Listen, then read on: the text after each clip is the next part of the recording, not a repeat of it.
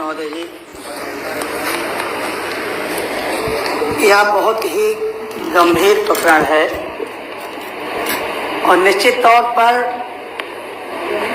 जिस देश में यह कहा गया हो कि गुरु गोविंद दो खड़े और काके लागों पाए, यानी कि गुरु को भगवान के ऊपर का दर्जा दिया गया है और आज ऐसे गुरुओं की क्या स्थिति है? क्या सरकार इतनी संवेदनहीन हो चुकी है या ये बदले की भावना में काम करना चाहती है? मैं सिर्फ यही कहना चाहूंगा सभापति महोदय कि कैसा हम तर्क कर रहे हैं। एक तरफ अगर 10 साल कोई वकालत कर लेता है तो उसको अनुभव के आधार पर जज बनाया जा सकता है और अपने देश में, प्रदेश में जब शिक्षा के लिए कहीं से कोई रास्ता नहीं सूझ रहा था तो जो गांव का टॉपर विद्यार्थी था उसको शिक्षा मित्र के माध्यम से जिम्मेदारी दी गई कि आप बच्चों को पढ़ाने का काम करें।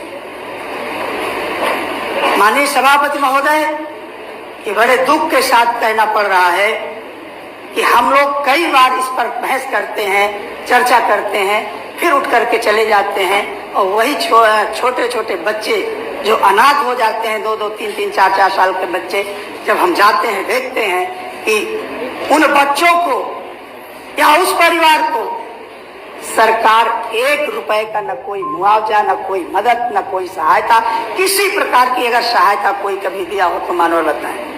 मुझे लगता है कि शायद हम ग्रामीण परिवेश से आते हैं और मैं देखा करता था कि गांव में जब कोई घटना घट जाती थी तो उस दिन गांव में भोजन नहीं बनता था या उस घर में भोजन नहीं बनता था। अगर भोजन बन भी जाता था उसके गले के नीचे नहीं उतरता था।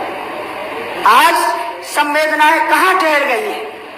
आज एक तरफ मृत्यु का तांडव हो रहा है और हम अट्टहास कर रहे हैं। मानव, ये दुख का विषय है। एक शिक्षा मित्र अंतरराष्ट्रीय जो जसवीर सिंह बाधवा थे, पूर्व प्रदेश अध्यक्ष सूचना अधिकार का, उन्होंने कहा कि ऐसे त्रासदी भरे जीवन को हम अंत करना चाहते हैं और ये पत्र के माध्यम से उन्होंने कहा कि हम सामूहिक इच्छा मृत्यु चाहते हैं। मानवर, यहाँ मैं एक पत्र का जरूर उल्लेख करना चाहूंगा कि एक शिक्षा मित्र ने कहा कि सरकार अगर हमारे खून की प्यासी है तो मानव, ये पत्र उन्होंने, यह पत्र खून से लिख करके, अपने खून से लिख करके इस पत्र को भेजा कि अगर सरकार खून की प्यासी है तो अपने खून से हम पत्र लिख रहे हैं। मानव, मैं जो चर्चा करना चाह रहा था, सरकार केवल, मैं अगर एक लाइन में कहूंगा तो केवल सरकार के अंदर ये कीड़ा घुस गया है कि इन शिक्षा मित्रों की समाजवादी पार्टी की सरकार ने किया है, इसलिए हम इनको कभी इनकी सहायता नहीं करेंगे।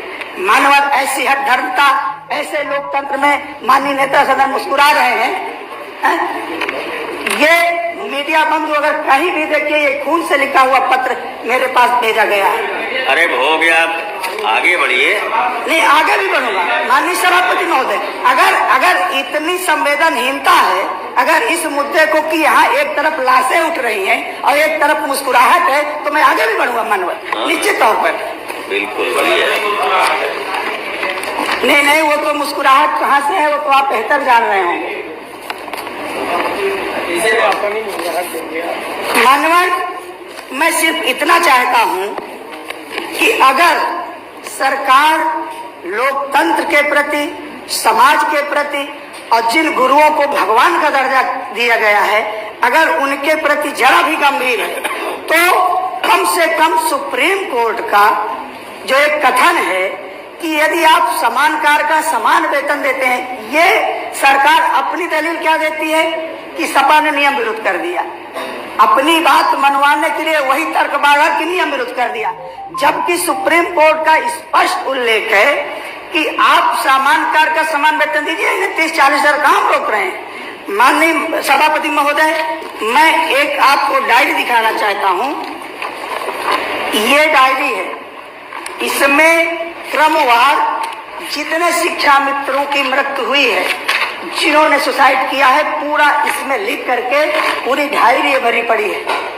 माननीय सभापति महोदय, मैं ये चाहता हूं कि शिक्षा मित्रों के साथ इस तरीके का सौतेला व्यवहार न किया जाए, कि कम से कम उनको इतनी स्थिति उनकी सुधार दिया जाए कि जो आए दिन वो आत्महत्या कर रहे हैं, वो आत्महत्या का सिलसिला रुक जाए। या तो सरकार ये सोच करके बैठी है कि हम शिक्षा मित्रों को एक एक करके इसी तरह अवसाद के चलते उनको हम मृत्यु करने के लिए बाध्य कर देंगे।